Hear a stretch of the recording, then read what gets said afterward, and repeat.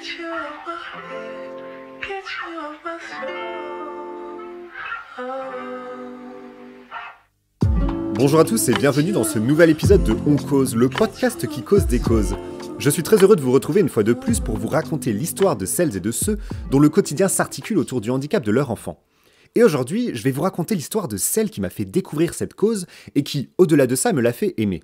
Elle a su me démontrer que non, le handicap n'est pas un sujet tabou et que oui, les parents d'un enfant handicapé gardent le sourire. Je dis ça parce que c'est ce qui m'a interpellé en premier chez elle, son sourire, sa joie de vivre et son optimisme à toute épreuve. Bref, asseyez-vous confortablement et laissez-moi vous raconter l'histoire d'Alizée et des petits bonheurs de Maëlys.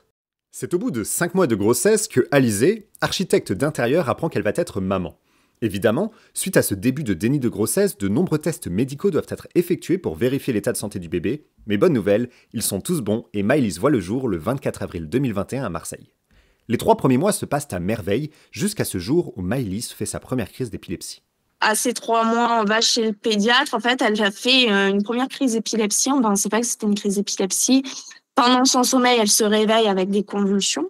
On va chez le pédiatre le lendemain, donc à ses 3 mois et 1 jour. J'y vais, je raconte ça. Il était au courant, c'était au téléphone. Il a dit, ça arrive, des convulsions comme ça, faut pas s'inquiéter. Une fois, faut pas s'inquiéter. Par contre, 2, faut aller direct aux urgences. En fait, on rentre de chez le pédiatre, donc ça m'avait rassurée. Je la récupère dans le siège auto en train de convulser, tu vois. Je fais, ça sent mauvais de ouf, quoi. Maëlys est alors emmenée aux urgences et les médecins lui font passer un électroencéphalogramme, un examen qui permet de voir l'activité électrique du cerveau et donc son fonctionnement neurologique. Et les résultats sont formels et donnent raison à Alizée, je cite, « ça sent mauvais de ouf », car Maëlys a un grave trouble neuronal qui se traduit par un polyhandicap important. Ce qu'elle a actuellement, c'est une encéphalopathie épileptique avec microcéphalie acquise, c'est-à-dire petit crâne, trouble du neurodéveloppement et troubles alimentaires. Elle a une atteinte effectivement neurologique, donc avec de l'épilepsie quotidienne. Au niveau du développement, on va dire d'abord moteur, elle a 2 ans, elle tient même pas la tête. Tu la mets au sol, elle sait pas se retourner, elle se met pas sur le ventre, elle déteste, elle lève pas les jambes, tu vois, machin. Au niveau cognitif, c'est ça que, en plus de la motricité, mais qui est un peu plus embêtant, c'est que elle va pas attraper les choses, en fait, elle a pas conscience que c'est sa propre main. Là, elle a du mal aux dents, mais elle se met pas les doigts à la bouche, elle sait pas attraper son pied, enfin, elle a pas tu vois, c'est pas connecté, quoi. Elle arrive à suivre du regard, à nous suivre, à nous reconnaître, mais au niveau cognitif d'elle-même, c'est un peu difficile. Assez rapidement, les médecins privilégient la piste d'une anomalie génétique. Des examens sont menés et la confirment. Le gène déficient est alors identifié, mais problème, Maëlys est la seule porteuse reconnue à ce jour. Il est donc impossible pour les médecins de définir le diagnostic définitif. Il y a un gène qui a été décelé. On pourrait dire, oui, c'est ça qui donne l'handicap de Maëlys, sauf que c'est plus complexe que ça, parce que, admettons, il y a un trisomique 21 qui naît dans le monde, un seul. Comment tu sais que le faciès, ça fait partie du symptôme de cette maladie? Ça peut être son apparence physique classique, tu vois, mais on ne peut pas faire, compte tenu du peu de recul que l'on a, le lien de cause à effet entre ce qui est de la maladie, de l'ordre de la maladie, et ce qui est de l'ordre d'autre chose. En général, il faut 4 porteurs avec des symptômes à peu près communs pour que les chercheurs s'y intéressent et posent le nom de la maladie, donc soit le nom du chercheur, soit le nom tout simplement du gène. Là, Necker, ils nous ont dit qu'il faudrait un seul autre porteur recensé avec exactement les mêmes symptômes pour faire un tableau clinique. Malgré une joie de vivre à toute épreuve, Alizée est abasourdie. Heureusement, pour aller de l'avant, elle a pu compter sur la franchise et surtout le pragmatisme de Guillaume, son conjoint. Voici ce qu'il lui a dit. C'est mon conjoint qui m'a grave aidée. Il m'a dit, de toute façon, on n'a pas le choix. Il y a 2 grosses possibilités. C'est tu nous abandonnes ou tu vis avec. Dans la catégorie tu abandonnes, t'as le choix. Soit on abandonne la petite, mais ça, il en est hors de question. Tu te barres, tu peux te barrer. Tu peux te suicider. Il m'a dit ça, mais net, clair comme ça. Tu peux te suicider ou tu décides de vivre avec. Et dans cette catégorie-là, tu as aussi plusieurs choix, en gros. Si tu décides de vivre avec, parce que je pense que c'est ça que tu vas sélectionner, effectivement, je sélectionne ça, mais tu choisis de bien le vivre ou de mal le vivre. Tu veux vivre comment, en fait, ta vie? Les mots de Guillaume résonnent avec force dans l'esprit d'Alizée. À partir de cet instant, son choix est fait. Elle s'adaptera au polyhandicap de Maëlys pour lui proposer la meilleure des vies possibles. Moi, je suis heureuse, du coup, de donner l'éducation que j'aurais voulu donner à ma fille, même sans handicap. Forcément, je m'adapte.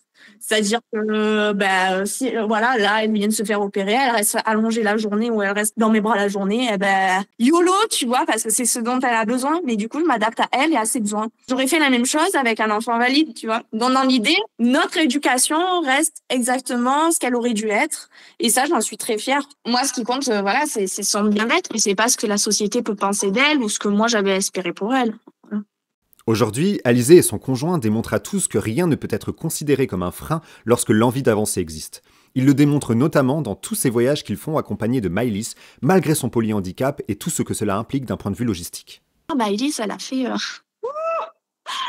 Là, l'année dernière, putain, mais je me dis, mais comment même un gosse valide a autant voyagé à moins de 2 ans? Truc de ouf. Mais même moi, j'ai du mal à m'en rendre compte, tu vois, de tout ce qu'on a fait avec elle. Incroyable. On se pose tous les jours la question de, surtout là, pendant ces périodes où on est enfermé à la maison, où c'est compliqué, on se dit, non, mais on a réussi à faire tout ça, tu vois. Même nous, on a du mal à y croire, quoi. Incroyable.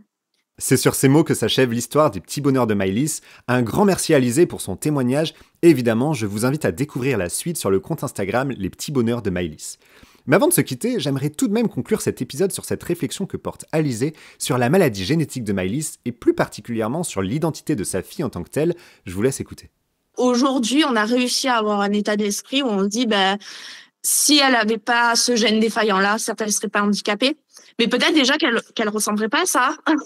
Peut-être qu'elle aurait un caractère différent, parce que c'est comme vouloir te changer, voilà, aller dans tes gènes et d'un coup, toi, te faire devenir blond, tu vois. Mais ça changerait plein de trucs, en fait. Ça changerait peut-être la couleur de ta peau, ça changerait peut-être la pilosité, ça changerait peut-être trop de trucs, en fait, en toi.